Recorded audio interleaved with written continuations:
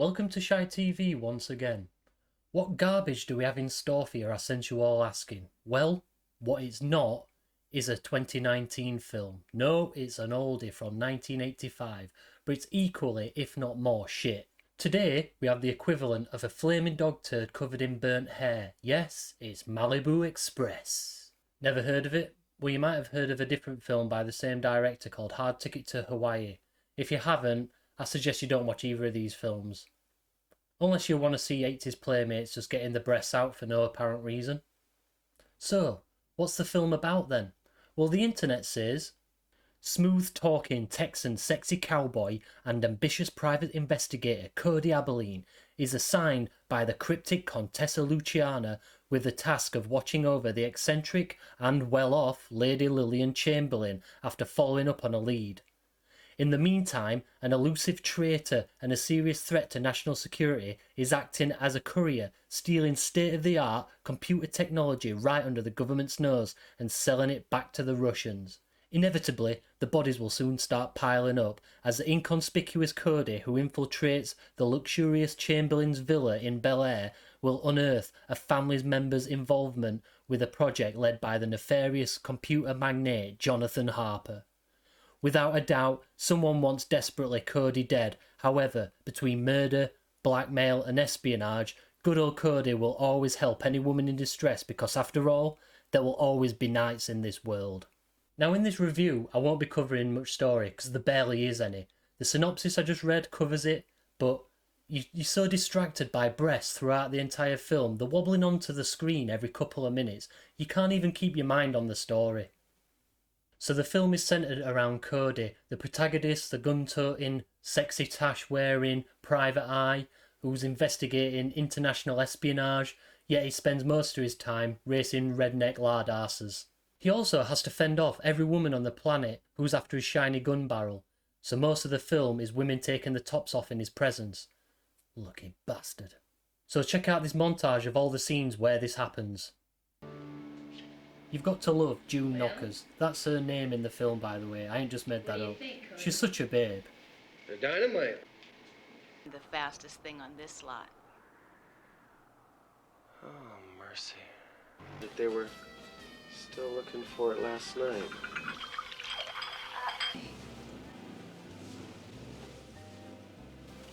Lip service than I do?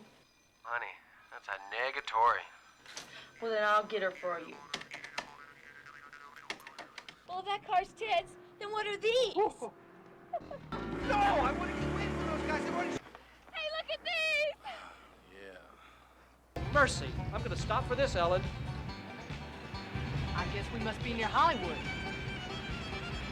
Every now and again these rednecks pop up, for no other reason but to race Cody and make him look like a bell end. Every time they race, the rednecks have a better car, or they find some way of cheating Cody out of winning. Not the Buffington family.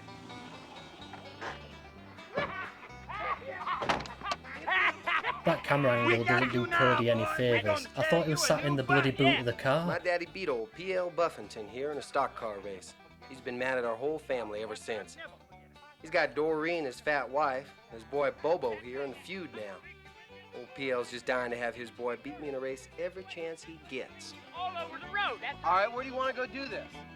Fox Canyon. Just follow us down. Yeah. See you have a chance, Buffalo Crab.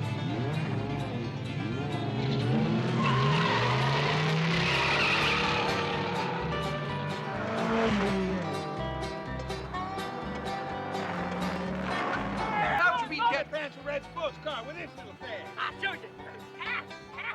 With this right here. What's that? Nitrous oxide. Don't it hurt the car? Nitrous oxide? It looks more like a pint of wicked strength lager. Okay, now. That's right. We beat you. Every woman that Cody stumbles across is trying to sleep with him. Even the ones he's on the phone to. But these two, I'm surprised they haven't been done for harassment because they just won't leave him alone. They play no part in the story and they need to be surgically removed from his testicles. The entire plot of the film is summed up in the last 5 minutes. Lisa, who is the presumed killer, is left-handed, yet the killer is right-handed. So it couldn't be her, because you can really tell which hand somebody jimmied a lock open with really easily. Of course you can. The parts of the story involving the international espionage is barely present throughout the film, so you forget about it really easily. Anyway, to save you all the pain of watching this, we made an Express Malibu Express summary, so check it out. Wonderful cowboy. Why, you'd help any woman in distress, wouldn't you?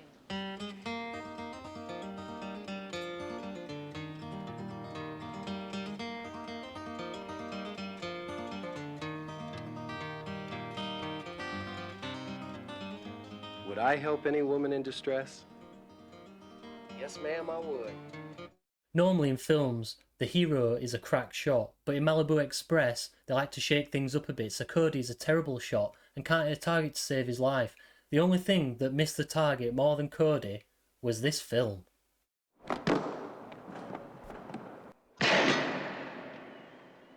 Now, as you can see here, Cody really is the most terrible shot you've ever seen. He couldn't hit a cow's backside from a metre away with a spade. Oh! Make my day. Stay, I got him.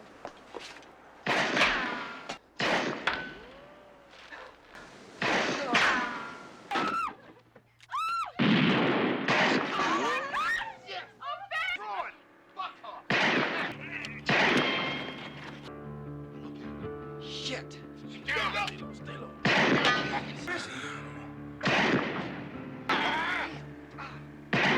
Let's go! That cannon he's got? It's a 44! Tony, get off of me!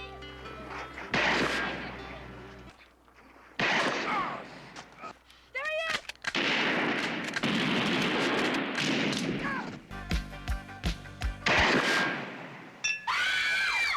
Whilst there are a few memorable scenes, this one is odd, where you see the village people working in some sort of sexy call centre. Bit random. Why, MCA, did you have to have this scene in the film? See what I did there? So there's not much action in this film really, or decent death scenes, but this one's worth a mention of a guy who likes to watch action replays of his own sexual encounters. Check it out. That's it, mate. You just stand and watch your own homemade porno, as you do. Stuart better show up with that money. Dick's gonna be here soon. He's not gonna wait much longer for that dough. Damn it, what am I gonna do?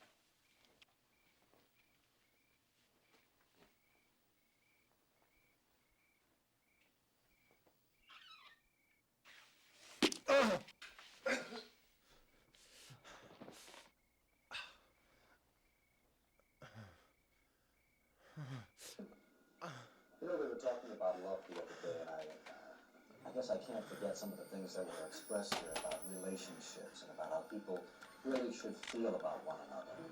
Men and women, men and men, women and women. I mean, everybody should have that basic love for one another. It's so important, it really is. I think you're right. There's no sincere feeling of love.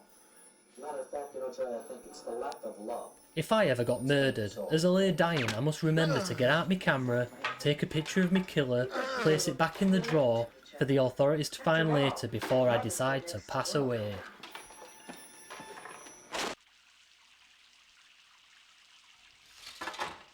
Go ahead. Go for it. Make my day.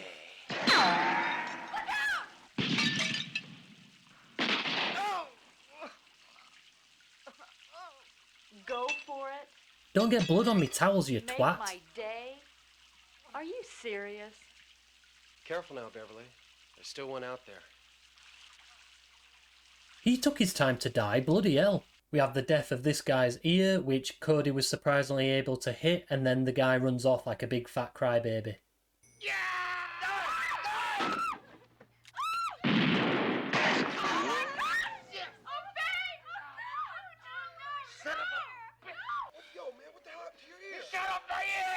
Later in the film, the guy who got his ear shot off then gets hit by a car, which in turn makes him jump up in the air in a different direction, and then he blows up. I'm not really sure why. It's hard to pay attention to the finer details when there's a barrage of titties being thrown at you constantly. It's really distracting and there's simply no need for it. So there we have it, all the death scenes covered there.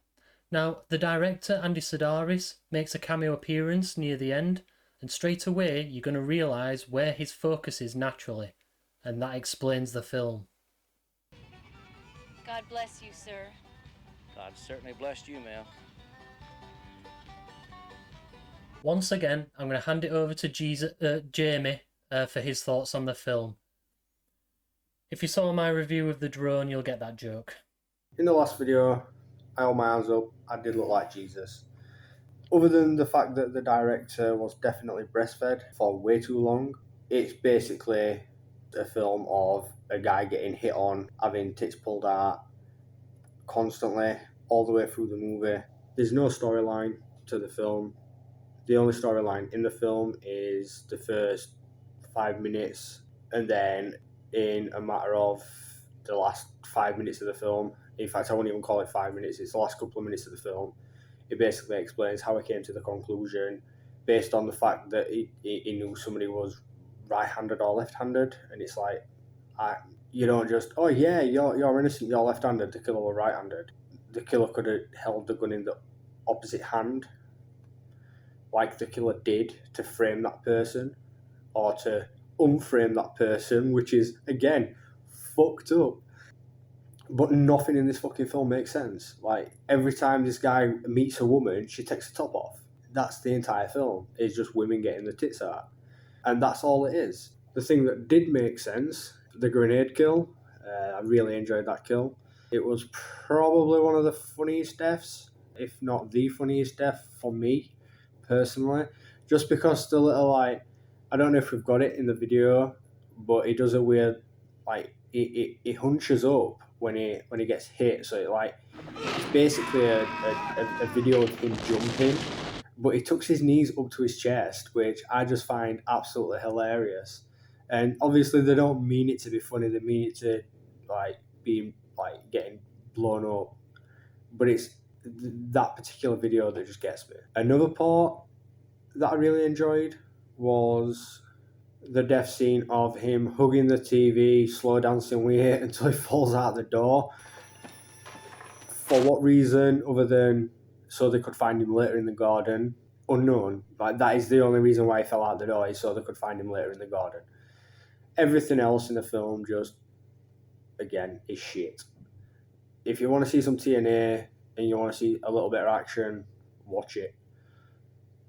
Other than that, just don't bother. Thanks for that, Jamie. Almost didn't recognise you there, again.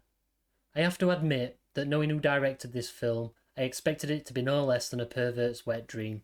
But honestly, it's quite entertaining, but the story gets so lost in the sea of tits. It's a bit of a pro and a con at the same time, really. So let's rate this mediocre boob fest. Story, 0 out of 5. What story there is isn't worth mentioning, really. Action, 2 out of 5. There's some action scenes that are quite good, but just not enough, really. Nudity, 5 out of 5. If you can't get your hands on a porno, this film will more than suffice. Overall, 2 out of 5. This film delivers in tits, but not much else. Only watch this if you're horny, basically. Thank you all for watching. If you would like to see more, please subscribe. If you would like to, you can also support the channel with the link in the description for Buy Me a Coffee. Really helps us out. Thank you guys, and I'll see you in the next one.